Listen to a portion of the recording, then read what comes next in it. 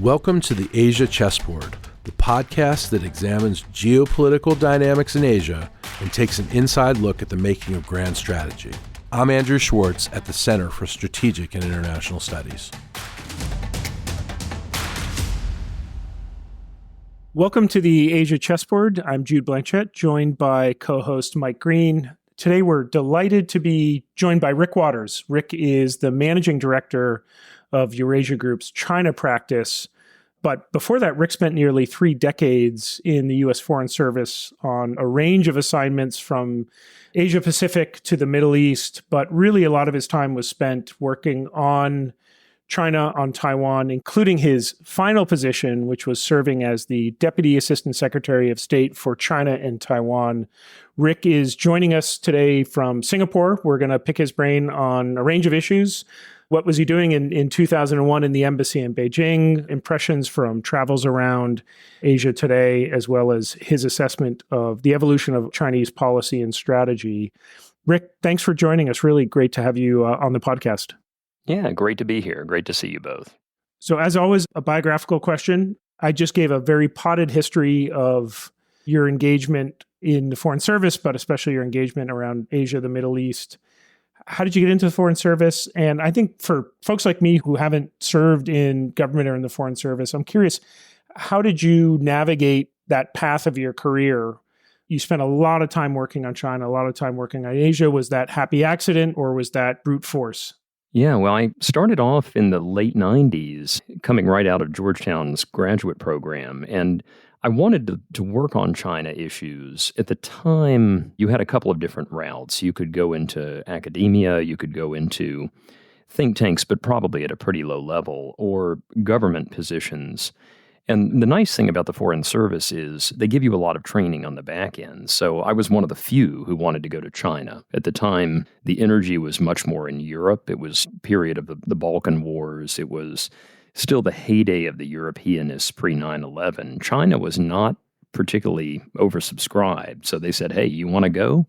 We'll have you. And one thing about the Foreign Service, for those who aren't familiar with it, it is kind of like a trade in the way that it approaches talent development. You come in, you do get some formal training, but a lot of it is the experience of meeting your cohort who come in with you, or the mentorship of watching more senior Foreign Service officers as they practice diplomacy in real time. So I was pretty lucky in my first tour in China. I got to work for former Admiral Joe Preer, who was the ambassador at the time, Jim Moriarty and Lauren Moriarty, who were 2 of the senior-most China hands of their generation. And even my counterparts on the visa line back then, most of them went into fairly senior positions in government or academia in the years since.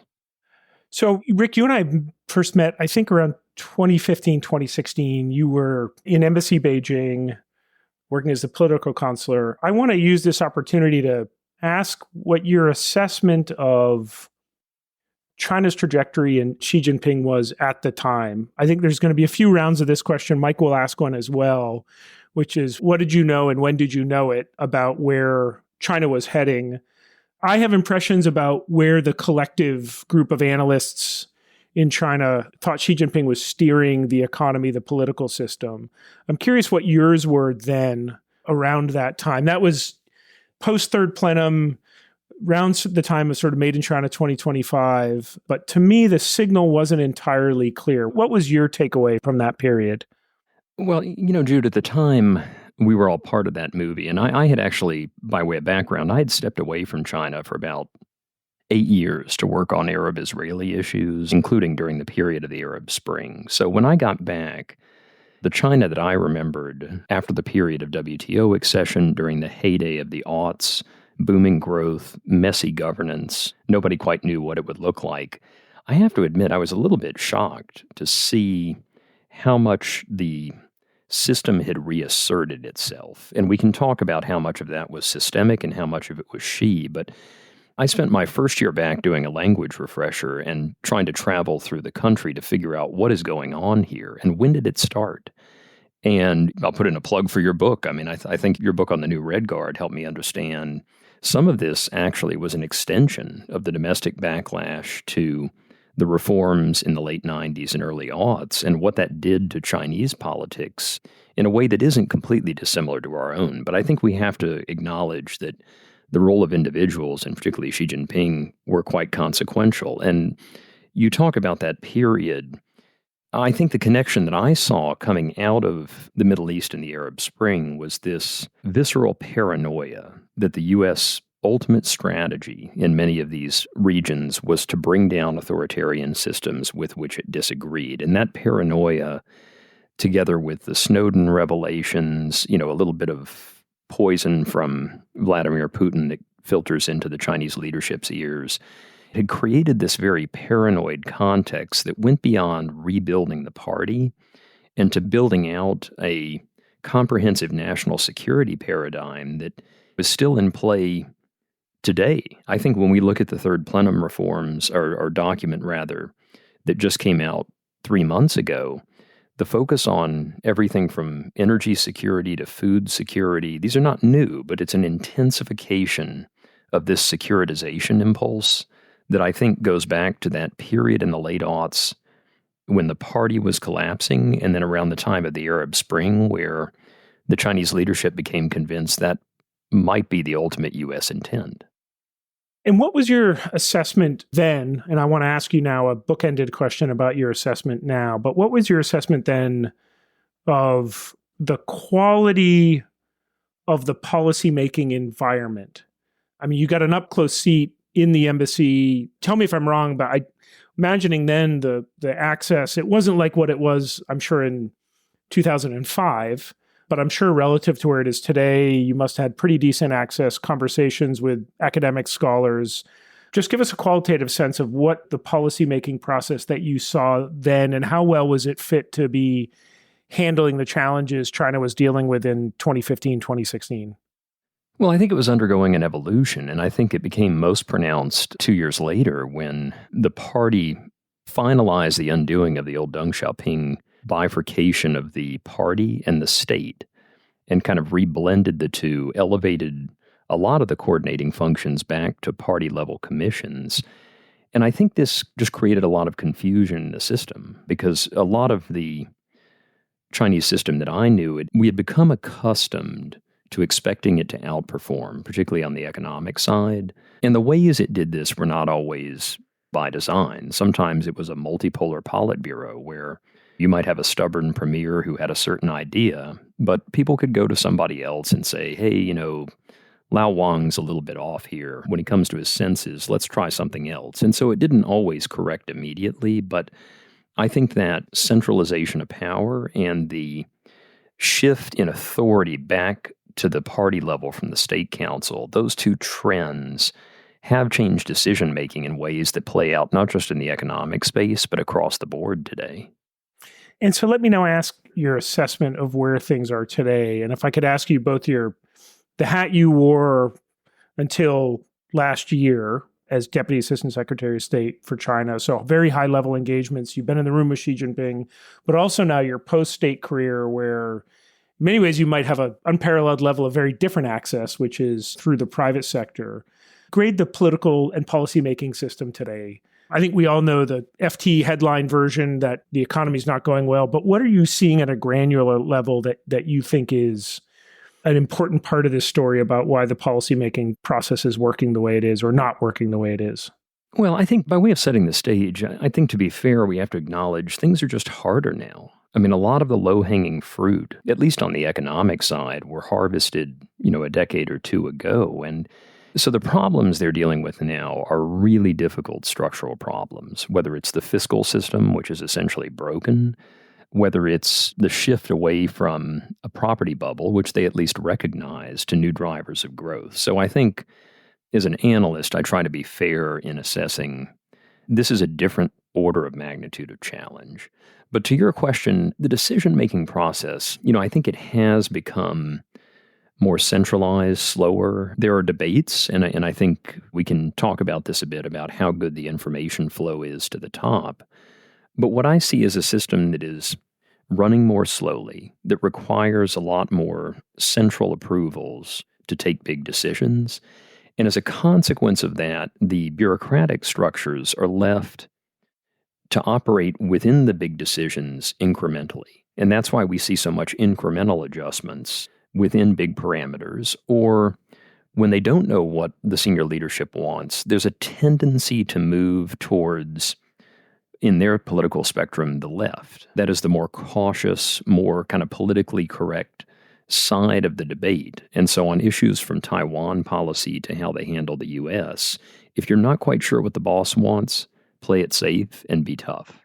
I want to kick over to Mike, but let me just ask a final question in this tranche, which is there's an ongoing discussion here in Washington about Beijing's preference or Beijing's views on the upcoming election. And of course, we saw a piece written in Foreign Affairs by a very prominent Chinese scholar, Wang Jise, saying essentially Beijing's just doesn't have a choice, doesn't have a dog in this fight. It'll take, it's sort of two types of poison.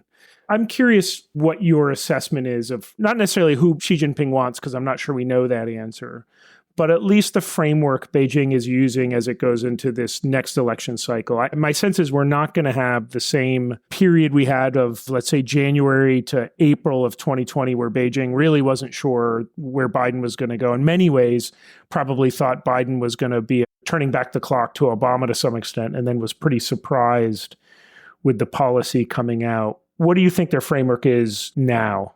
Well, a couple of points on that. I think, one, I do think the system is under instructions not to express a preference. It doesn't mean that a lot of people don't have individual views, but we know this in many ways, not least of which all the institutes have been tasked to figure out which of the candidates would be better from the perspective of their interests. Second, I do think that most of the Chinese I talk to have come to a view that the differences between both of the candidates are more tactical than strategic. And so I think that does color the lens within which they view the U.S. election. But the third part of this is that I do find the Chinese are often reactive to what the U.S. does, not just what it says. And so I think part of the challenge they're having in Beijing right now is in figuring out, beyond the kind of campaign platitudes or the Republican platform, things like that, what do people actually plan to do on January 21st? Is it going to be a broad-based 60% tariff meant to trigger a decoupling of the economies?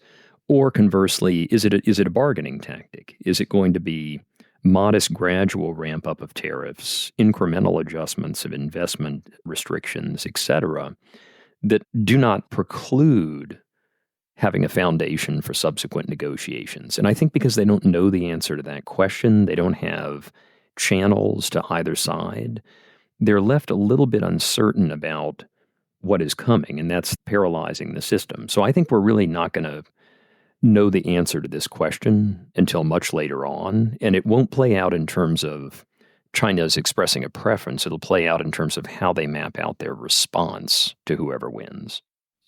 One final question, then turn over to Mike.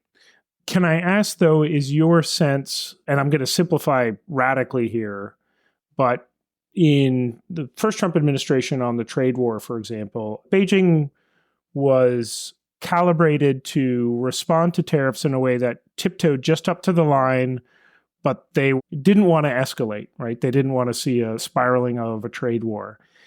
Let's imagine we have a second Trump administration coming in. Do you think that that sort of framework holds? Or, and this might be a leading question, or one where my opinion is becoming clear, or they're going to have a framework where they're going to be much more comfortable responding in kind and escalating? Because the view is, for political reasons first, I think just the idea that they're going to sit and take body shots, trade body shots from Trump is unlikely. But even in a Harris administration, I'm hearing from some Chinese interlocutors that there's just a new framework that is going to be much more comfortable inflicting pain on the United States than you saw in either Trump 1 or during the Biden administration.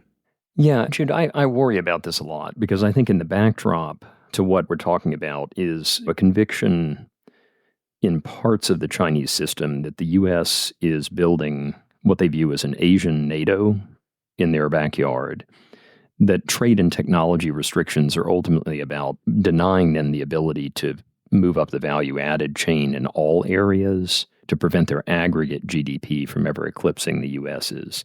And so they see it as a containment strategy. And I think what's kept a lot of those impulses in check are that for the past few years, the domestic situation has been really challenging. The COVID rebound never materialized. It coincided with a structural slowdown in the economy. And so they're not necessarily in a state where they believe they peaked, but they're in a state where they feel they need time to navigate a difficult transition. And I think these two tendencies in the system, one is the frustration about a containment policy, but the other is a feeling they need time to get their domestic house in order, are in tension.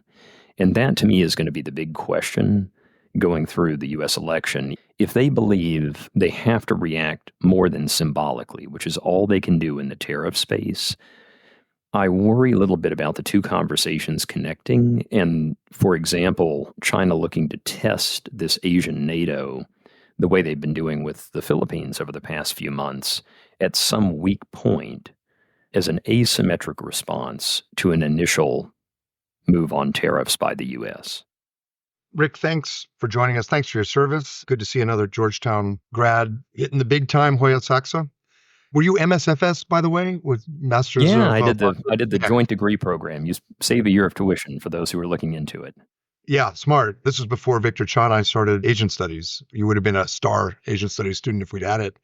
I want to pick up on the line of discussion you just had with Jude before winding back the clock and doing some history.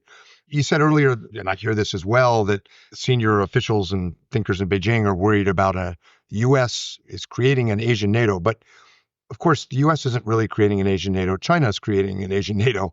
None of what Kurt Campbell and Jake Schlesinger and Tony and Austin are doing would be possible without a significant assist from Beijing.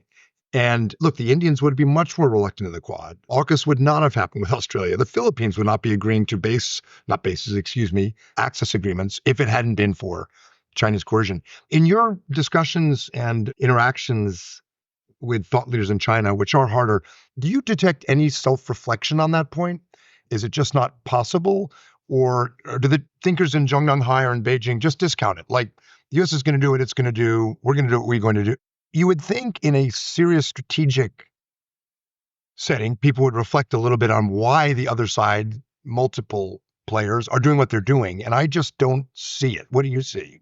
Yeah, Mike, and again, just to be clear, I was describing my assessment of their perception, not my view of the issue. This is a textbook response to the growth of Chinese power and the increasing use of that power in their immediate periphery to advance what are pretty maximalist territorial and other claims. And I do think that some in the strategic community in Beijing recognize that what they are doing is contributing. But I think generally the more dominant view is the U.S. is the puppet master. Most small countries lack agency. Manila and others are simply acting in accordance with U.S. whims.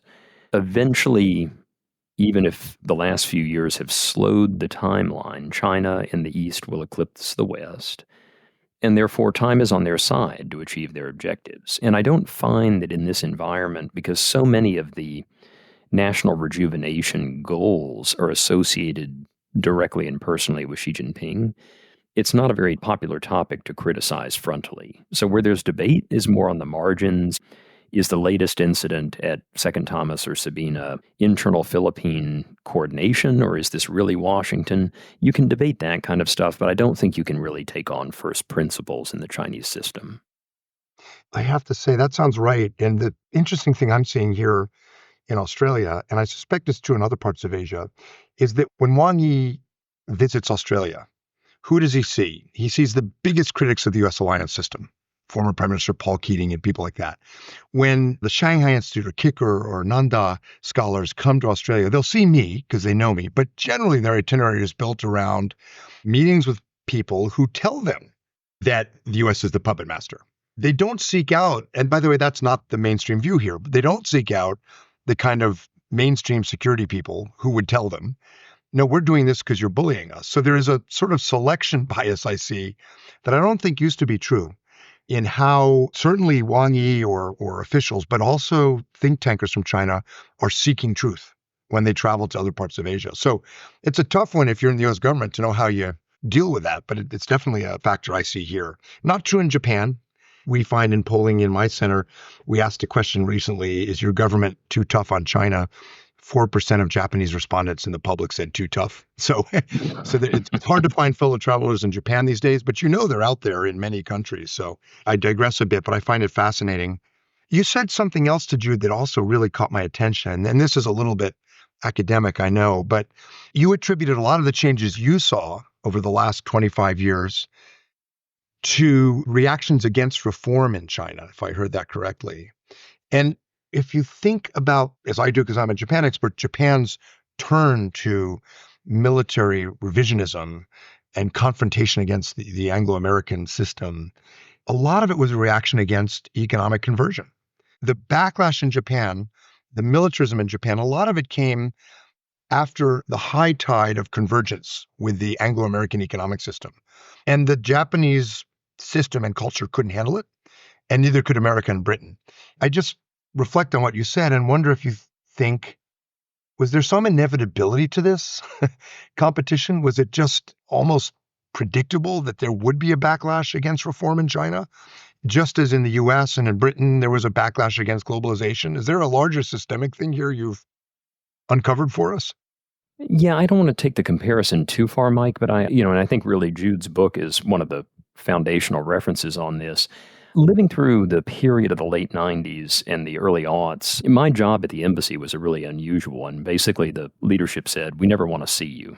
Get out there, figure out what's going on in the country, and then come back and tell us how much of what they're telling us at the WTO negotiating table, the accession talks, is real and how much of it is posturing. How much can their society absorb? And of course, that was an impossible task. But what I don't think I appreciated at the time was that the scale of dislocation in their system that was about to unfold between the Asian financial crisis, WTO accession, and that period of heady growth in the aughts was enormous. I mean, you were talking about tens of millions of people who were cast out of state-owned enterprise jobs.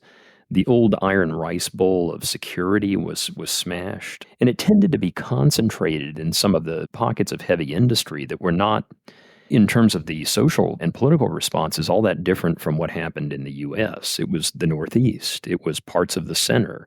And where China's economy thrived and prospered tended to be other parts. It was the Hangzhous and the Shanghais and the coastal regions where export-led industries just boomed. But, I think looking back at it, a lot of that dislocation, the pace with which it occurred, and the distributional consequences are really the underpinnings of policies like common prosperity. Say about them what we may. The income distributional consequences and the consequences of a very weak fiscal system that never really resourced social safety nets the way that they were probably needed at the time. All of that, I think, played out in political ways that we're just beginning to understand. And the mirror of that is what's happening in the US or the UK, or anyway, a PhD student out there, if they're ambitious, can do their dissertation on these macro trends. But it's fascinating. I also, if you could rewind the clock, how much would you do differently? I mean, you weren't going to strangle China's economic growth in the cradle. That would have led to extremely dangerous confrontation. But if you could rewind the clock over your career, are there things strategically you would have done different on China policy? Well, I think there are a couple of thoughts. One, I think that the adjustment timelines were probably too accelerated. I mean, the notion at the time that people who were roughly our ages were going to reinvent themselves in 2 years into a completely new skill set, that was completely unreasonable. You're talking about China or the U.S.? I mean, either side, right? I mean, any of us look like a particularly talented, skilled welder? No. I remember at the time the adjustment packages that were contemplated on the U.S. side, I mean, they were, I think, somewhere on the order of $200 million. This was nowhere near enough. We should have had a big bang educational initiative of the order of magnitude of the GI Bill for the U.S., and I think China probably would have needed something similar. They probably would have needed to tackle the central local fiscal challenges, the social safety net issues in a much more proactive way. And I think that's why you're seeing, even at the third plenum in July, this renewed focus on the issue, because it's now become essentially a crisis. So let me turn to the capacity of the U.S. government to do two things and get your wisdom. One is to manage competition and crises, and the other is to compete. So starting with the first one, you were in China during the EP3 incident in April 2001, and I gather for the Belgrade bombing 2 years before that. I was in the White House just starting in April 2001, and I was at Council on Foreign Relations, traveled to Beijing in the midst of the Belgrade bombing and sort of saw it from across the Pacific. But reflecting on that, how is our ability to manage crises with China? It was not great in either 99 or 2001. I remember President Bush famously having to try to get Jiang Zemin on the phone. It had a profound impact on him, I can tell you, because he realized that management of U.S.-China relations, unlike almost any other country, or certainly more than any other country, depended on the Oval Office, because the Chinese system just wasn't connected and transparent and accessible enough. But people like Randy Shriver, who was in State at the time and later in Defense, and others have said, we're not much better off than we were 23 years ago in terms of managing crises in U.S.-China relations. But what's your take on that? Well, I mean, two reflections on what happened before I come to what I feel about this today. I mean, first with Belgrade, the accidental bombing of the Chinese embassy, that was my first taste of not just the synthetic nationalism that the party has kind of created and cultivated through the system, but the organic nationalism that really does exist. I mean, within hours of that bombing, I was in the embassy at the time, an old building in the Zhengguomen area, and buses started to pull up with students who threw rocks at the embassy and all kind of stuff. And it was organized to a degree, but this was real. They were channeling nationalism. The EP3 crisis, when our EP3 patrol aircraft and a Chinese fighter collided, and the Chinese pilot Wang Wei died, and our fighter went down at Hainan Island, that showed me for the first time the structural challenges in the Chinese system when it comes to dealing with a crisis. I mean, Mike, you'll remember this well. The channels shut down. There were some historical quirks, which is that I think Jiang Zemin was out planting trees that day, if I recall correctly, and then went on a trip. And so the system would go these long periods with no instructions. And it would tend to be very shrill because that was the message they had been left with. But it was actually the logistics of getting to the leadership that was as much of a challenge as anything in the negotiation of the ultimate resolution of that incident 10 days later. So when you look fast forward to today, and we've all studied a lot about what has changed in the Chinese system, I tend to agree with Randy. The answer fundamentally is not that much.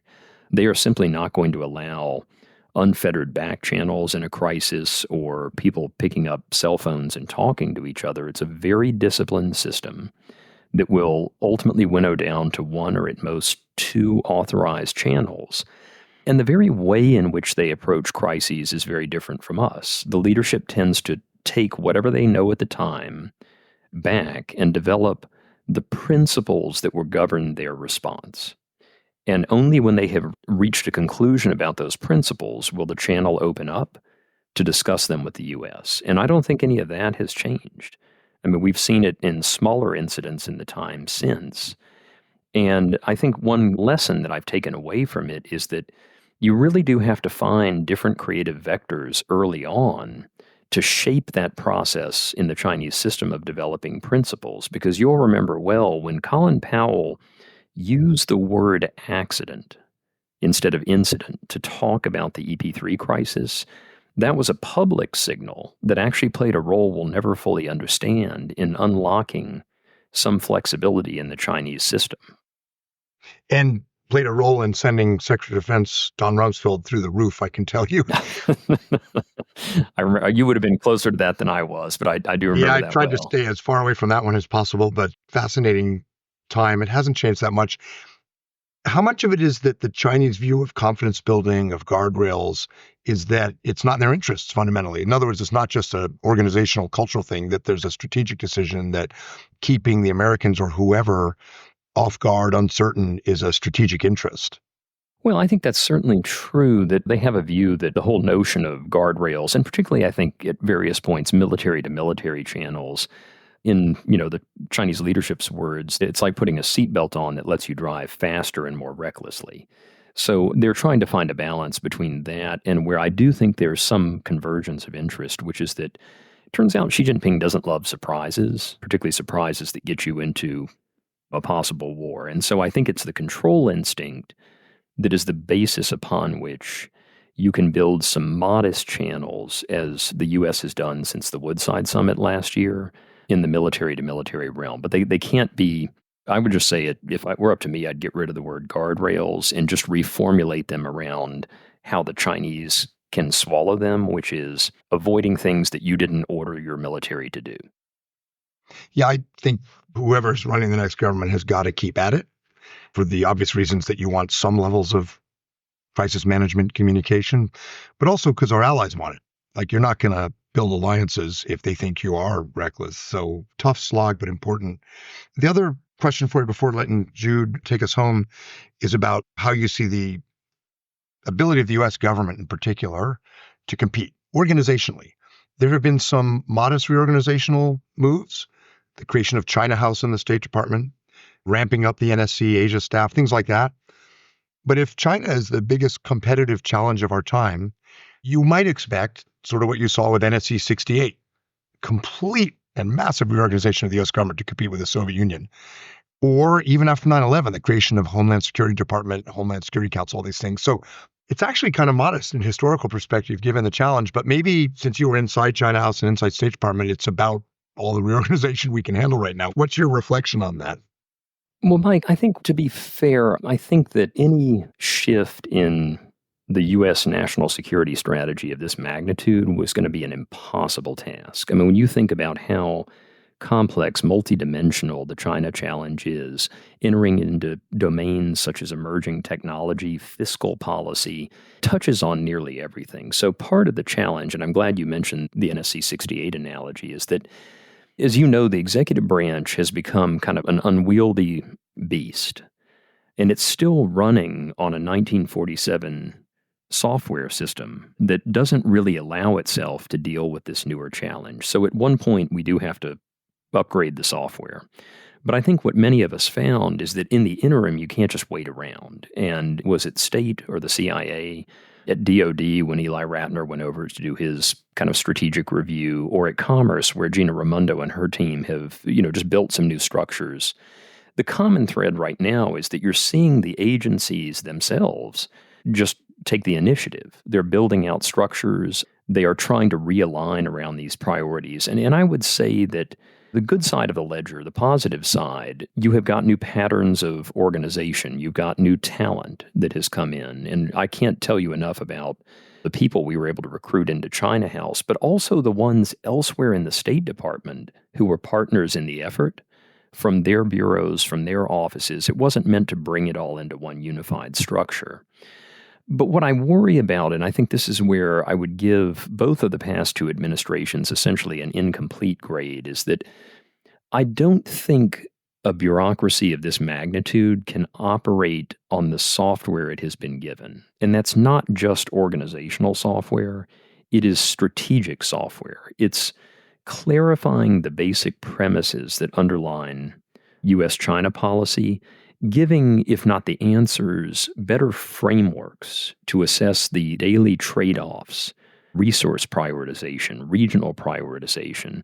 Otherwise, there is a little bit of a tendency to push this bureaucracy with its current software and have an everything everywhere all at once dynamic where 1,400 different bureaucratic structures, and that's an estimate Texas A&M came up with when they looked across the system. They all have their own expression of what a China policy should look like, and it's not always in exactly the same direction. So, again, I don't say this by way of criticism. I think it's just a natural reflection of the complexity of the challenge and the fact that we haven't yet gotten to the point of time that we did in the Cold War, where internal National Security Council directives and reorganizations really fundamentally reconfigured the U.S. executive branch to address the challenge at hand. Let me ask Rick a final question. And Mike, I'd like to put this to you as well, because you've done some writing and thinking about this. Rick, we asked you to contribute an essay to a forthcoming report that brought together 20 or so folks to answer a question about whether at this point the United States needs to move toward a much more focused, clear vision of what objectives it seeks to achieve vis-a-vis its relationship with China. I think most people listening to this podcast, this is a self-selecting group, will have read the Foreign Affairs essay by Matt Pottinger and former Representative Mike Gallagher, making a point that we need to have a clear vision of victory and reminiscing about the Cold War as being an orienting point as we think about that. I thought they actually fudged when you tried to get very specific on what their vision of victory was.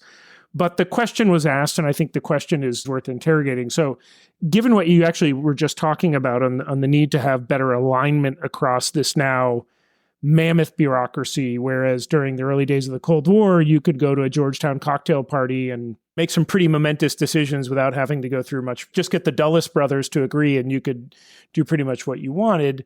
Where do you come down on this question? Is it, as some would say, this is about essentially finding an equilibrium, a steady state with no endpoint? An endpoint is impossible. It's the journey, not the destination. Or do you think we need to move the conversation and have much more clarity within the government and outside of the government about exactly where we were seeking to steer policy vis-a-vis China? And Mike, I'd like to ask you the same thing, especially with your allies and partner hat.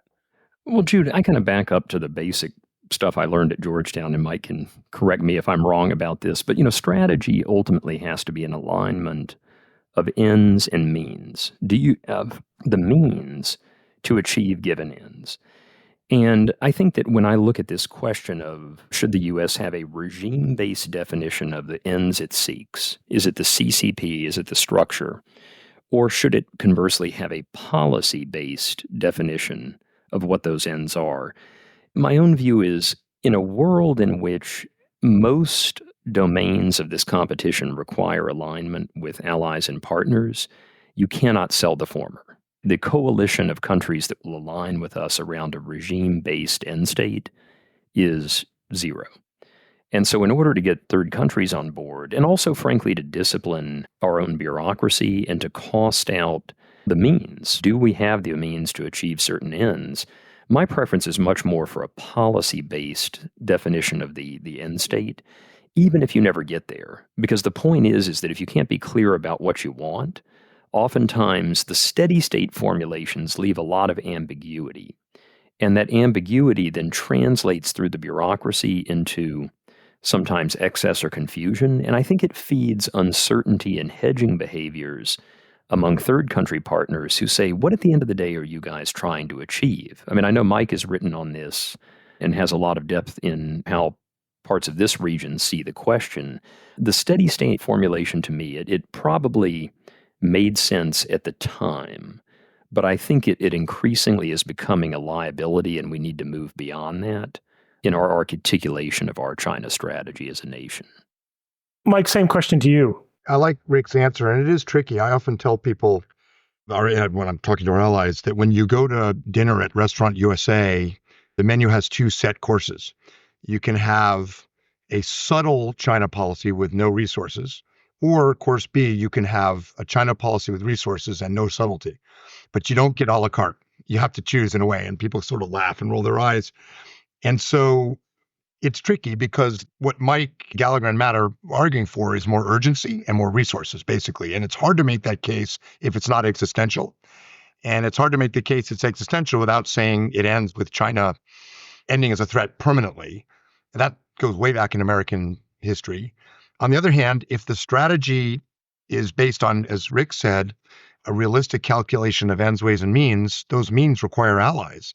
And our allies are aligning with us generally pretty well, not the global south as we've discussed in this podcast, but the major U.S. allies are aligning well. But that will be much harder if the predicate is regime change. So it's very, very tricky. And I think somebody smarter than us at some point will come up with a formula that captures the urgency, but wraps it around alliances. The best place to do that in some ways would be in NATO summits, in Osmins with Australia, in US-Japan 2+2s. That might be the best place to articulate it so that we're doing it with our allies. My sense is we're not there yet. The recent Quad Summit was a really good example. They did not mention China once. And yet all the deliverables around maritime security, which were the most significant, were all about China. So it's a task for diplomats, not just in Beijing, but especially in Canberra and Tokyo and Delhi. So homework assignment for someone listening. Rick, it's early for you. I know you got a busy day. I want to thank you for joining us, especially I know you're on work travel in Singapore. This was a really fantastic discussion. I'm glad you're out of government, so those of us in the public can now unlock some of the deep, dark secrets and insights that you've been building and honing for 3 decades. So it's great to have you on this side. Really appreciate your time. Safe travels and see you back in DC. Great to see you both. Thanks, Jude. Thanks, Mike. Thanks, Rick.